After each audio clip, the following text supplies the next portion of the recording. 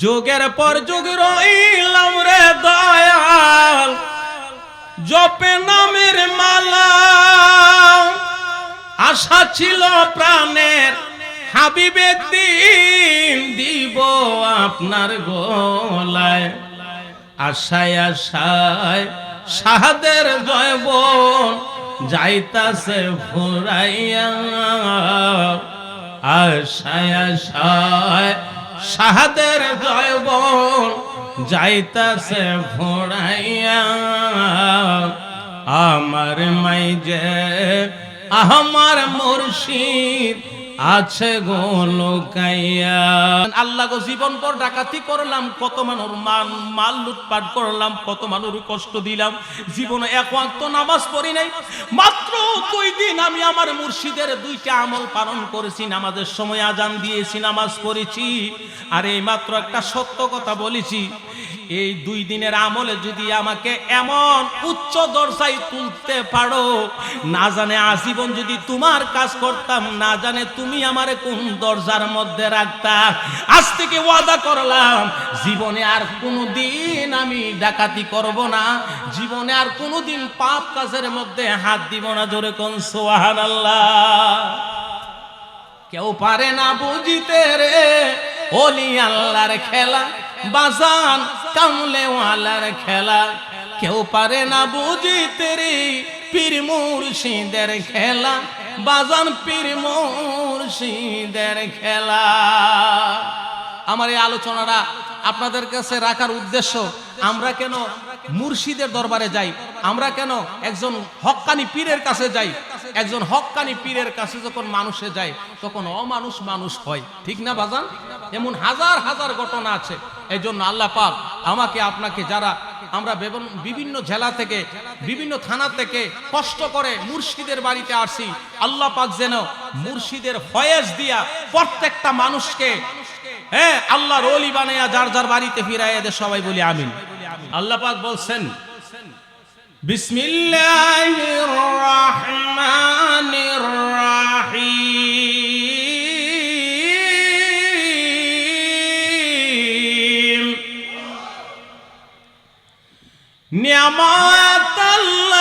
নিয়ামাতাল্লাহি আলাইকুম,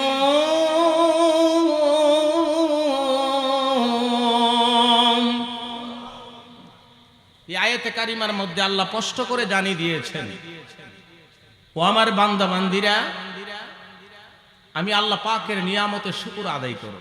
সুবহানাল্লাহ বল। যেই দিকে তাকাইবেন সেই দিকে আল্লাহর নিয়ামত দেখতে পাইবেন, ঠিক কি না? আমি আমাকে নিয়ে রিসার্চ করি, আপনি আপনাকে নিয়ে রিসার্চ করেন। আমার মধ্যে আল্লাহ পাক কত হাজার নিয়ামত সৃষ্টি করেছেন, ঠিক কি না বলেন? এই জন্যে আমি প্রায় অনেক মাহফিলের মধ্যে বলি, তোমায় সরি আল্লাহ কলম ধরি, আরতি করি আমার পাকর, আরতি করি আমার পাকর, নিজ নূর হইতে বানাইলে নবী, সৃজন করিলে জগতের ছবি, ঠিক কিনা? ঠিক নি বাজান? নিজ নূর হইতে নিকালিয়া নবী, সৃজন করিলে জগতের ছবি, আলেম ফাজেল হাকিম কবি, কেমন রহিম আমার পাকর, কেমন রহিম আমার পাকর, সেজদার জন্য সৃজিলে মাতা, জিব্বা দিলে তাতে কহিবারে কথা, মারহাবা কর।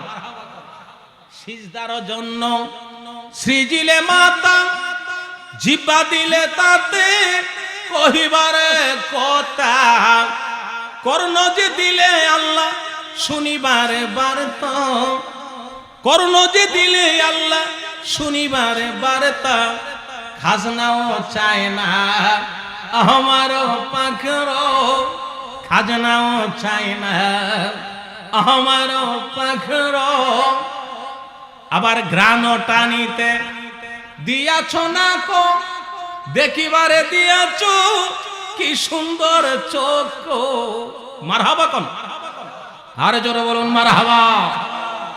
গ্রাণ টানিতে দিয়াছ না কম, দেখিবারে দিয়াছ কি সুন্দর চোখ। মারফত বুঝিতে দিয়াছ কালব, মারফত বুঝিতে দিয়াছ কালব। কেমন কারিগর আমার পাখের, কেমন কারিগর আমার পাখের। কয়েকবার মরিয়া হইলাম জিতা, মরিতে মরিতে হইলাম তিতা। মারহাবা কোন, বাজান ছিলে এখন মারহাবা। কয়েকবার মরিয়া হইলাম জিতা, মরিতে মরিতে হইলাম তিতা। আজও বলিলা দেখাইলেন খুদা, কাঙ্গাল মাসুকে কয় তুমি কত পাখের। কাঙ্গাল মাসুকে কয় তুমি কত পাখের। মারহাবা কর। আমি আপনাদের সামনে একটা শান গাইলাম, আমি আল্লাহ পাকের প্রশংসা করলাম। আল্লাহ যে এত কিছু দান করলেন, নিয়ামত আল্লাহে আলাইকুম।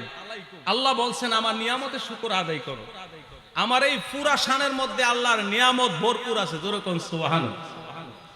বন্ধুরা রে আমার, গভীর মনোযোগ দেন, অন্তরের সাথে কান লাগান। রাত্রে গভীর হইতে চলল, আমি বলছি কয়েকবার মরিয়া হইলাম জিতা, মরিতে মরিতে হইলাম তিতা। বলে হুজুর আপনি তো এখনো মরেন নাই, আপনি বললেন কয়েকবার মরছেন, মরলে কি মানুষ জিন্দা হয়? এই নিয়ে ওই তো আজকে বাংলাদেশে দ্বন্দ্ব, ঠিক কিনা বলেন? শুধু আমি না, আমার নবীর কইতেছে নবী মইরা গেছে। আরে আমি অদমৈত্য মরি নাই, সুবহানাল্লাহ কোন। আসুন কেমনে আল্লাহ পাক যখন দুনিয়া সৃষ্টি করেন, এই দুনিয়াটা আল্লাহ বানাইছেন না? একদিনে বানাইছেন না। আল্লাহ এই পৃথিবীটা সাজাইতে যায়, বানাইতে যায় আল্লাহ 6 দিন লাগাইলেন, জোরে কোন সুবহানাল্লাহ। কয় দিন লাগছে? 6 দিন। একটি টাইম নিয়ে আল্লাহ বাবা আদম আলাইহিস সালাম থেকে শুরু করে আখিরি জমানার নবীর উম্মত পর্যন্ত যারা এখনো আসে নাই, সমস্ত মানুষের রুহু আমার আল্লাহ পাক একটি টাইমে বানাইলেন, জোরে কোন সুবহানাল্লাহ। এই রুহু জগৎকে বানাইয়া আল্লাহ পাক একটা আলম বানাইলেন, সে আলমের নাম রাখলেন আলমে রূহ, সুবহানাল্লাহ কোন। এইটা হইল আলমে দুনিয়া। এটা কি? জোরে কোন। এই দুনিয়াটার নাম কি? আলমে। মরার পরে আরেকটা দুনিয়া আছে আলম, সে আলমের নাম হইল আলমে বরজখ। সে আলমের নাম কি? এটা আমাদের সামনে আসতেছে। আর যারা মরিয়া গিয়েছে তারা আলমে বরজখে আছে, আর যারা এখনো আসে নাই তারা আলমে আরুহে আছে, ঠিক কিনা বলেন? তবে রুহু জগতে আমাদের প্রত্যেকের বয়স এক সমান, সুবহানাল্লাহ কইতেন না? আমাদের আদি পিতা আদম আলাইহিস সালামের বয়স যত, আমার আপনার বয়স তত। এটা রুহু জগতের কথা, সুবহানাল্লাহ কইতেন না? কিন্তু আল্লাহ পাক পাঠাইতে যাইয়া আদম আলাইহিস সালামকে সর্বপ্রথম এই পর্যন্ত আমরা আসছি বাজান, আমরার পরও আরো মানুষ আসবে, ঠিক কিনা? আপনাদের কাছে প্রশ্ন, আল্লাহ যখন বলছিলেন রুহু জগতে সমস্ত রুহুকে আল্লাহ সম্বোধন করে বলছিলেন আলাস্তু বি রব্বিকুম, আমি কি তোমাদের রব নয়? মারহাবা কোন। এই দিন আমাদের আদি পিতা আদম আলাইহিস সালামও ছিলেন, আমরাও ছিলাম। কি অবস্থায়? রুহু জগতে, সুবহানাল্লাহ কইতেন না? এই প্রশ্নটা শুধু আমি আপনাকে করা হয় না, যত রুহু আছে সমস্ত রুহুগুলাকে বলা হয়েছিল। তো আমি আপনার এখানে যারা উপস্থিত হয়েছেন এবং যারা মরিয়া গেছে, যারা আসবে, সমস্ত রুহু এক বাক্যে বলেছিল কালু বাল, সুবহানাল্লাহ বলেন। আমরা সাক্ষ্য দিলাম আপনি আমাদের রব, আপনি আমাদের আল্লাহ, জোরে কন্যা সুবহানাল্লাহ। তো আল্লাহ পাক রুহু জগতে স্থানরত করলেন, রুহু জগৎ থেকে স্থানরত করলেন, পাঠাইলেন বাবার পেশানিতে। কার পেশানিতে? একটু আওয়াজ দেন না বাজান। আমি বেশিক্ষণ আপনাদেরকে কষ্ট দিব না, কেননা আপনারা আলোচনা শুনতে শুনতে আলোচনা রাখার আর কোনো জায়গা নাই। বক্তার আর আলোচনা শুনেন, ইউটিউবে আলোচনা শুনেন, ফেসবুকে আলোচনা শুনেন, আলোচনা শুনতে শুনতে মনে হয় আর আলোচনা রাখার কোনো জায়গা নাই, ঠিক না? এই জন্যে গভীর রাত্রে বসছি আমি, দুই একটি ছোট্ট মানুষ, দুই একটি গভীর কথাই বলতেছি, যেই কথাগুলা শুনলে আমরা বুঝতে পারবো আসলে দুনিয়া এবং আখিরাত কি, আল্লাহ কি, এবং আল্লাহ কেন পাঠাইলেন। জোরে কোন সুবহানাল্লাহ। বন্ধুরা আমার, গভীর মনোযোগ দেন। আল্লাহ পাক রেখেছিলেন আলমে আরোহে রুহুর জগতে। ওইখান থেকে আমার আল্লাহ আমাদের প্রত্যেকের যার যার বাবার পেশানিতে পাঠাইলেন। জোরে কোন সুবহানাল্লাহ। ছিলাম আলমে আরোহে, আসলাম বাবার পেশানিতে। স্থানরত হইলনি, এক স্থান থেকে আরেক স্থানে যাওয়া হইলনি। আবার ক্লিয়ার করে বুঝাই, আমার বাড়ি হইল কসবা থানা, ব্রাহ্মণবাড়িয়া জেলা। আমি কসবা থেকে নাসিরনগর আসি। আমি স্থান পরিবর্তন করি নাই, স্থান পরিবর্তন করছিনি, এক স্থান থেকে আরেক স্থানে আসিনি। তো আমরা কিন্তু প্রত্যেকেই আলমে আরোহের জগৎ থেকে আসলাম বাবার পেশানিতে। কোথায় আসলাম? বাবার পেশানিতে। বাবার পেশানি থেকে আবার আসলাম মায়ের গর্ভে। কোথায়? তাহলে একবার ছিলাম আলমে আরোহে, আলমে আরোহের জগৎ থেকে আসলাম বাবার পেশানিতে, বাবার পেশানি থেকে আসলাম মার গর্ভে, মার গর্ভে একদিন না, 2 দিন না, 10 মাস মতান্তরে কম বেশি হইতে পারে, মার গর্ভেই ছিলাম, ঠিক না? ওইখান থেকে আবার আসলাম এই দুনিয়া। তো প্রথম ছিলাম আলমে আরোহে, আসলাম বাবার পেশানিতে, আসলাম মায়ের গর্ভে, আসলাম দুনিয়া, আবার যাব কবরে, কবর থেকে আবার উঠবো, ঠিক নেই? তো কয়েকবার আপ ডাউন হয়েছে, কয়েকবার স্থান পরিবর্তন হয়েছে, ঠিক না? এই মরণ শব্দের অর্থ হইল স্থান পরিবর্তন করা, এক স্থান থেকে আরেক স্থান যাওয়া। সুবহানাল্লাহ। মরণ শব্দের অর্থ কি? এক স্থান থেকে আরেক স্থানে যাওয়া। এখন যেমন দেহ সুরুত নিয়ে আমরা কথা বলতে পারি, এমন একটা সময় গিয়েছে দেহ ছাড়াই আমরা আল্লাহর সাথে কথা বলেছি। মারহাবা কোন, চিল্লায়ে বলেন আল্লাহু আকবার। এজন্য আমি বলছি, কয়েকবার মরিয়া হইলাম জিতা, মরিতে মরিতে হইলাম তিতা, আজও বলিলা দেখাইলেন খুদা, কাঙ্গাল মাসুকে কয় তুমি কত পাকর, কাঙ্গাল মাসুকে কয় তুমি কত পাকর। একটা জবানও বন্ধ রাখবেন না, আওয়াজ দিয়ে বলি আল্লাহু আকবার। আচ্ছা বলেন তো, আমরাই যদি না মরি তো আল্লাহর নবীরা কি মারা গেছে? ওলিরা কি মারা গেছে? মরেন নাই। তারা স্থানরত হয়েছে, পরিবর্তন হয়েছে, এক স্থান থেকে আরেক স্থান গিয়েছেন। আল্লাহর ওলি যারা, তারা কবরে সরাসরি জিন্দা। সুবহানাল্লাহ বলেন। এটা আমার কথা নয়, আল্লাহ পাক পবিত্র কোরআন শরীফে ঘোষণা দিয়েছেন, আল্লাহর ওলি যারা, তারা কবরে সরাসরি জিন্দা। আল্লাহর নবী যারা, তারা রওজা শরীফে জিন্দা। শুধু জিন্দা নয়, আল্লাহর নবীরা কবরের মধ্যে তারা সালাত আদায় করে, আল্লাহর দেওয়া রিজিক তারা খায়। জোরে কোন সুবহানাল্লাহ। চিল্লায়ে বলি আল্লাহু আকবার। তো আল্লাহর ওলিরা মরণ নাই। এই জন্য আল্লাহ পাক পবিত্র কোরআন শরীফের মধ্যে বলেছেন,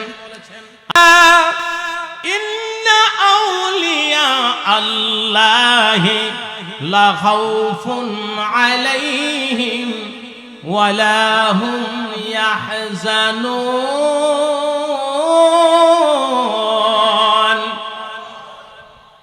চিল্লায়ে বলি আল্লাহু আকবার।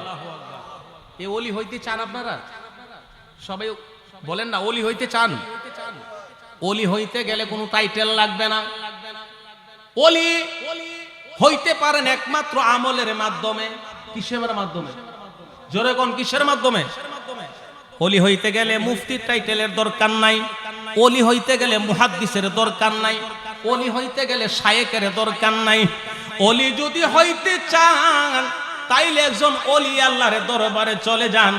এক জমানা সহবতে বা আউলিয়া বেহেতেরো আস সাদো সালা তাদবেরিয়া।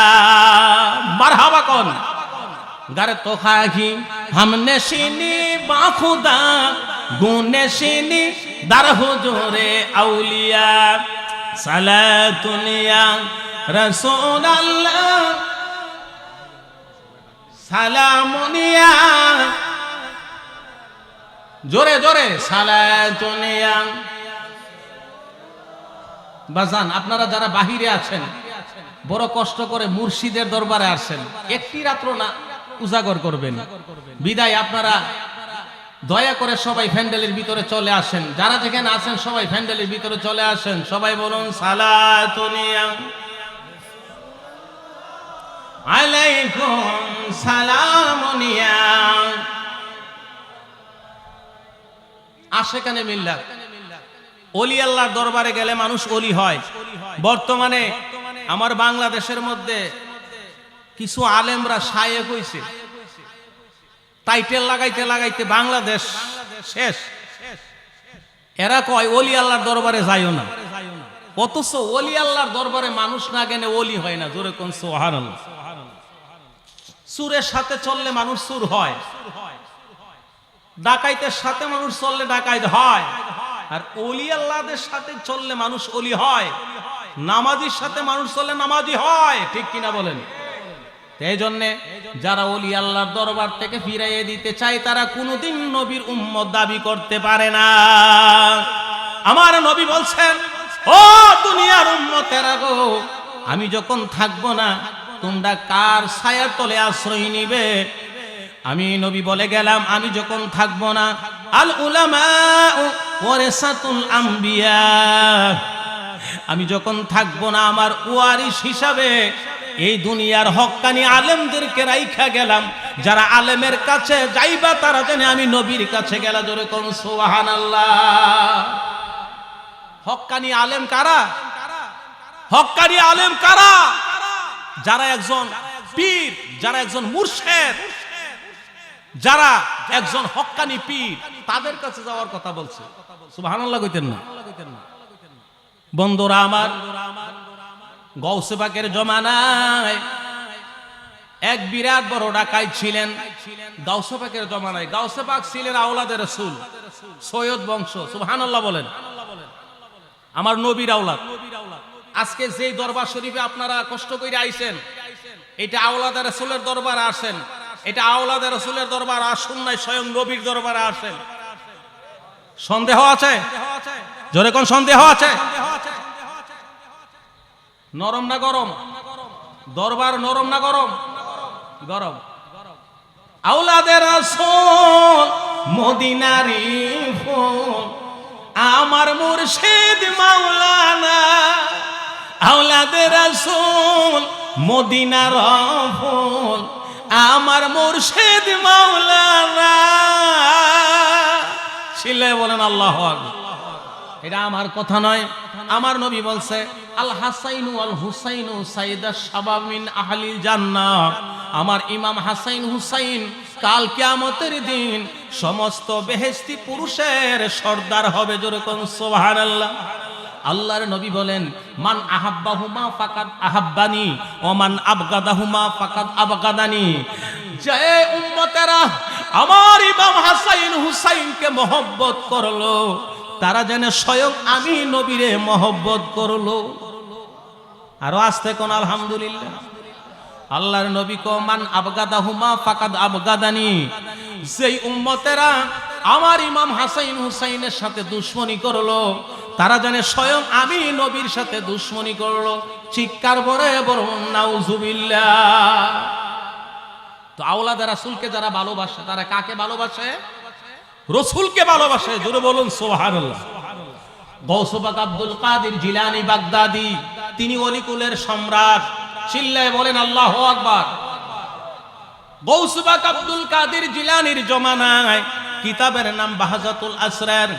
এই কিতাবের মধ্যে আসে এক ব্যক্তি বিরাট বড় ডাকাত ছিলেন। কি ছিলেন? জোরে কোন কি ছিলেন? লোকটা ভালো না খারাপ? যিনি ডাকাতি করে সে ভালো না খারাপ? আচ্ছা বন্ধুরা আমার, গভীর মনোযোগ দেন, অন্তরের সাথে কান লাগান। তো যদিও লোকটা ডাকাত হয়ে থাকে, বিবিটা অত্যন্ত আল্লাহওয়ালা। ডাকাইতের ঘরে আল্লাহর এক খাস বান্দি, তিনি 5 ওয়াক্ত নামাজ পড়েন, তাহাজ্জুদের নামাজ পড়েন। একদিন বললেন, স্বামী আমি তো জানতাম না আপনি ডাকাতি করেন, আপনি এমন চরিত্রের, যদি জানতাম তাইলে আপনাকে কবুল কইতাম না, সুবহানাল্লাহ কইতেন না। তো যাই হোক, স্বামী হিসাবে যখন আপনাকে পাইছি, আপনার খেদমত করা আমার দায়িত্ব হয়ে গেছে, তো সব কথাই আপনার শুনবো, কিন্তু আমার একটা কথা শুনতে হবে। সুবহানাল্লাহ বলেন। তুমি আবার কি কথা বলবে? বাগদাদের জমিনে আল্লাহর একজন ওলি বাস করে, ওনার নাম আব্দুল কাদের জিলানী। সুবহানাল্লাহ কইতেন না? হুজুর গাউসে পাক আব্দুল কাদের জিলানীর কাছে অনেক মানুষ যায়, আসা যাওয়া করে। আপনি তো অভাবের জন্য ডাকাতি করেন, তাই না? আমার বড় বিশ্বাস, গাউসে পাকের হাতে যদি বয়াতে রাসূল গ্রহণ করেন, ওনার কাছে যদি মুরিদ হন, দুনিয়া তো কোনো চিন্তা থাকবে না, আখিরাত তো কোনো চিন্তিত থাকবে না। জোরে কোন সুবহানাল্লাহ। হুজুর স্বামী এই কাজটা কি আপনি করতে পারবেন? হুজুর আমার পেট বাঁচবনি, আমি হুজুরের কাছে গেলে আমার কি পেট বাঁচবে? আমার সংসার চলবে? অবশ্যই চলবে। যাক, পিরাপিরি যখন করলেন, লাশ পর্যন্ত স্ত্রী তার স্বামীকে নিয়ে পর্দা সহকারে আমার গাউসে পাকের দরবারে চলে গেলেন। জোরে কোন সুবহানাল্লাহ। ছেলে বলেন আল্লাহু আকবার। বন্ধুরা আমার, গাউসে পাক আব্দুল কাদের জিলানীর সামনে যায় বললেন, হুজুর বড় আশা করে আমি উসিল্লা করেছি, আমার স্বামী কোনোদিন নামাজ পড়ে নাই, রোজা রাখে নাই, পরের হক মেরে খায়, বিদায় আমি আপনার কাছে আসছি, দয়া করে আমার স্বামীর জন্য দোয়া করেন, আর আমার স্বামীকে তওবা করেন। আমার স্বামীকে যদি তওবা করাইবেন, আপনি মুরিদ বানাইবেন, আমি দুনিয়া এবং আখিরাতে ধন্য হয়ে যাব। যেরকম সুবহানাল্লাহ। বন্ধুরা আমার গাউসে পাক বললেন, ওরে মুরিদ, তুমি একটা কাজ করো, তুমি পবিত্র হয়ে আসো, উজু করে আসো। হুজুরের কথায় ডাকাইত সে উজু করতে গেছে। উজু করতে গিয়ে উজু কইরা আইছে, তো উজু কইরা আইসা বসছে। হুজুরে তওবা করাইলেন, নতুন করে কালেমা পড়াইলেন, বললেন আজ থেকে তুমি 3টা আমল করবা। জোরে কোন সুবহানাল্লাহ। কয়টা আমল? জোরে কোন কয়টা আমল? 3টা আমল করতে কি অসুবিধা হইব? 1 নম্বরে, যখন নামাজের সময় হবে তুমি নিজে মুয়াজ্জিন হবে, যেখানেই থাকো আজান দিবে। 2 নম্বরে সঙ্গে সঙ্গে নামাজ পড়বে। কয়টা আমল? 2টা। আজান দিবে আর নামাজ পড়বে। 3 নাম্বার, সব সময় তুমি সত্য কথা বলবে। চিল্লায় বলেন আল্লাহু আকবার। এই 3 আমল নিয়ে যখন ডাকাত ব্যক্তি বাড়িতে চলে গেলেন, যাওয়ার পরে কিছুদিন পরে, 2 দিন পরে তিনি মনে মনে ভাবলেন, আমি বড় পীর আব্দুল কাদের জিলানী বাগদাদি ওনার হাতে বয়াত হয়েছি। ওই দিন তিনি নিয়ত করলেন, এই দেশের বড় বাদশার বাড়িতে তিনি ডাকাতি করতে যাবেন। আজকে ডাকাইতের বাড়িতে বা বড় বাদশার বাড়িতে ডাকাতি করতে যাবে। যদি আজকে ডাকাতি করতে পারে তো জীবন আর ডাকাতি করবেন। নাউজুবিল্লাহ বলেন। স্ত্রী উনাকে বারবার বাধা দিলেন, স্বামী আপনার পায়ে ধরি, আপনি গাউসে পাক আব্দুল কাদের জিলানীর হাতে বয়াত হয়েছেন, বিদায় আমি আপনাকে অনুরোধ করছি আপনি যাইয়েন না, ফল ভালো হবে না। আল্লাহ পাক আমাদেরকে এমনি কিছুদিনের মধ্যে আমাদের রিজিকের ব্যবস্থা করবেন। জোরে কোন সুবহানাল্লাহ। আমার সময় অল্প, আমি কথাটা অল্প সময়ের মধ্যে আপনাদেরকে গুছিয়ে বলতেছি। ওলি আল্লাহর দরবারে আসলে মানুষ ওলি হয়, ডাকাই তো ওলি হয় একমাত্র উসিলার মাধ্যমে। জোরে কোন সুবহানাল্লাহ। যাই হোক বাজান ভাইয়েরা, তিনি কি করলেন? স্ত্রীকে লাত্তি মাইরা ওই বাদশার বাড়িতে ডাকাতি করতে গেলেন। যাওয়ার পরে বাদশার বাড়ি আর আমরার বাড়ি কি সমান হবে? বাদশার বাড়ি উন্নত হবে। বাদশার বাড়িতে গেট আছে। তো বাদশা বাড়িতে যাইয়া দেখে বাদশা যেই রুমের মধ্যে থাকে, রুমের মধ্যে যাইয়া যখন দরজার সামনে দাঁড়াইছে, দাঁড়ানোর সঙ্গে সঙ্গে আল্লাহর কুদরতে দরজা খুলে গেছে। সুবহানাল্লাহ কইতেন না? তো বাদশা উনার বিবিকে নিয়ে ঘুমাইতেছে, আরামে ঘুমাইতেছে। ডাকাত ব্যক্তি মনে মনে ভাবলেন, ব্যাপার কি রে, জীবনে অনেক চুরি ডাকাতি করলাম, দরজা অনেক কষ্টে দরজা ভাঙতে হয়েছে, কষ্ট করে ঘরে ঢুকতে হয়েছে। বাদশার বাড়ির দরজা আমি আসার পরে বলিটা খুললে গেল, বুঝলাম না। ঘরে গেলেন, ঘরে যাইয়া ভালো ভালো জিনিস, স্বর্ণ অলংকার যত টাকা পয়সা আছে এই বাদশার রুমে সবকিছু বাহির করতে করতে হঠাৎ কইরা ফজরের আজান হয়েছে।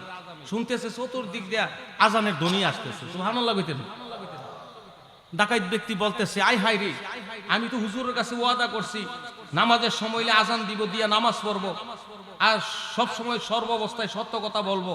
এখন তো আজান হইতেছে, এখন কি করি? যাক, আমার যাই হোক, তিনি ভালো ভালো দামিগুলা জিনিসটি তিনি বাড়ির বাহিরে বাহির করিয়া ওই জিনিসটা সামনে দাঁড়াই আজান দিতেছে। আসসালাতু খায়রুম মিনান নাওম। যখন আজান দিতেছে বাদশার ঘুম ভাঙছে। বাদশা অর্থাৎ বাদশার বিবির ঘুম ভাঙছে। ভাঙার পরে ডাক দেখো, কি হে বাদশা, আমার বাড়ি থেকে কোন হুজুর রাখছে নিকো? কি রে? কই এই যে ফজরের সময় তো সুন্দর কণ্ঠে আওয়াজ শোনা যাইতেছে, কারণটা কি? ও বিবি, তুমি যে ঘুমাইছো, সারা রাত্র যে ঘুমাইছো, ঘুমের জানজালি মনে হয় তুমি আজানের আওয়াজ শুনতেছো। কই না, সারা রাত্র নাক টাইনা ঘুমাইছি, একটু অসুবিধা নাই, আমি ঠিক আছি, আমি শুনতেছি কে যেন আজান দিতেছে, আপনি ভালো করে শুনেন। তো এবার উনি দেখতেছে ঠিক হয়ে আজানের ধ্বনি শোনা যাচ্ছে। বাদশার বিবিকে নিয়ে বাহির হইলেন। বাহির হইয়া দেখে উনার ঘরে যে ভালো ভালো দামিগুলা জিনিস আছে, স্বর্ণ টাকা পয়সা সব এগুলা বাহিরে রাইখা এর সামনে দাঁড়াইয়া এই ব্যক্তি আজান দিতেছে। সুবহানাল্লাহ কইতেন না? আজান দেওয়ার সঙ্গে সঙ্গে আমার ভাইরা বন্ধুরা, বাদশা বলতেছে এই ব্যক্তি ডাকাত হবে, যদি ডাকাত না হইতো তাইলে আমার এই ভালো ভালো জিনিসগুলা বাহিরে কেন আসলো?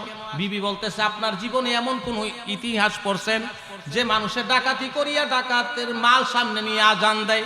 মনে হয় এই ব্যক্তি আল্লাহর ওলি হবে। আল্লাহর ওলি আসি আমাদের ভালো মালগুলা পাহারা দিচ্ছে। জোরে কোন সুবহানাল্লাহ। দেখছেন নি? ডাকাত ব্যক্তি কইতেছে, দেখেন আপনারা আসলে অযথা তর্ক করিয়েন না, আমি এমুক ডাকাইত, আমার নাম শুনছেন না? আমি মনে করছিলাম আজকে আপনাদের বাড়িতে ডাকাতি করতে পারলে আমি আজীবন খাইতে পারবো, আর ডাকাতি করবো না। তো এই বিবি ডাক দিয়া বলে, তুমি যত রঙের সালাহি করবার, আল্লাহর ওলি পাইছি ছাড়তাম না। আল্লাহর ওলিরা কত রঙের বাহানা ধরে। সুবহানাল্লাহ কইতেন না? শেষ করে দিচ্ছি বাজান ভাইরা। লাস্ট পর্যন্ত ডাকাত ব্যক্তি বলতেছে, আসলে আমি এমক ডাকাইত, আসলে আমি হুজুরের সাথে বলেছি আমি গাউসে পাকের মুরিদ, জীবনে মিথ্যা কথা বলবো না, আজকে এই মুহূর্তে মিথ্যা কথা বলতে চাই না, আপনারা আসেন, আমি পরিচয় দিয়ে দিব আমি কি ডাকাইত না ভালো মানুষ। সুবহানাল্লাহ কইতেন না? বাদশার বিবিকে নিয়ে ডাকাইত ডাইরেক্ট আমার গাউসে পাকের দরবারে চলে গেলেন। গাউসে পাকের দরবারে যাইয়া বললেন, গাউসে পাকের দরবারে যাইয়া বললেন, হুজুর সালাম নেন, 2-3 দিন আগে আপনার কাছে আমি বয়াত গ্রহণ করেছি, আমি এমুক গ্রামের ডাকাইত কিনা। আমার আল্লাহ আবার গাউসে পাক মুরাকাবায় অবস্থায় যখন ছিলেন, আল্লাহ ডাক দিয়া ইলহামের মধ্যে বললেন, এরে আব্দুল কাদের, 2 দিন আগে যে ডাকাইত ব্যক্তি তোমার কাছে মুরিদ হয়েছিল, এই ব্যক্তিরা তোমার 2টা আদেশ পালন করেছে। আমি আল্লাহ তার দুনিয়ার সমস্ত গুনাহ মাফ করে আমি আল্লাহ তারে ওলির কাতারে উঠাইয়া দিলাম। জোরে কোন সুবহানাল্লাহ। এই ব্যক্তি তার আগের পরিচয় দেওয়ার জন্য আসছে, তুমি কিন্তু তার আগের পরিচয় দিও না, তুমি তাকে ওলি বইলেই সাব্যস্ত করে দিও। জোরে কোন সুবহানাল্লাহ। ডাকাইত গাউসে পাকের সামনে বলতেছে, হুজুর 2 দিন আগে আপনার কাছে আমি বয়াতে রাসূল গ্রহণ করছি, আমি এমন গ্রামে ডাকাইত না, আমার গাউস পাক একটা মুস্কি হাসি দিলেন, দিয়ে বললেন, এবার পাগলামি করতে জায়গা বাস না, আমার দরবারে পাগলামি করস, তুই তো আল্লাহর ওলি হই, জোরে কর না সুবহানাল্লাহ। বন্ধুরা আমার, শুধু তাই নয়, গাউসে পাক ওনাকে খেলাফত দিলেন, তিনিও পীর হয়ে গেলেন। এবার ডাকাত ব্যক্তি তিনি মনে মনে ভাবতে লাগলেন, আল্লাহ গো, জীবন পর ডাকাতি করলাম, কত মানুষ মাল লুটপাট করলাম, কত মানুষ কষ্ট দিলাম, জীবনে এক ওয়াক্ত নামাজ পড়ি নাই, মাত্র 2 দিন আমি আমার মুর্শিদের 2টা আমল পালন করেছি, নামাজের সময় আজান দিয়েছি, নামাজ পড়েছি, আর এই মাত্র একটা সত্য কথা বলেছি, এই 2 দিনের আমলে যদি আমাকে এমন উচ্চ দরজায় তুলতে পারো, না জানে আজীবন যদি তোমার কাজ করতাম, না জানে তুমি আমারে কোন দরজার মধ্যে রাখতা। আজ থেকে ওয়াদা করলাম, জীবনে আর কোনোদিন আমি ডাকাতি করব না, জীবনে আর কোনোদিন পাপ কাজের মধ্যে হাত দিব না। জোরে কোন সুবহানাল্লাহ। কেউ পারে না বুঝিতে রে ওলি আল্লাহর খেলা, বাজান কামলেওয়ালার খেলা, কেউ পারে না বুঝিতে রে পীর মুর্শিদের খেলা, বাজান পীর মুর্শিদের খেলা।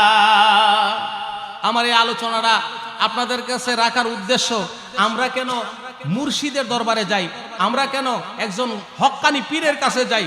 একজন হক্কানি পীরের কাছে যখন মানুষে যায়, তখন অমানুষ মানুষ হয়, ঠিক না বাজান?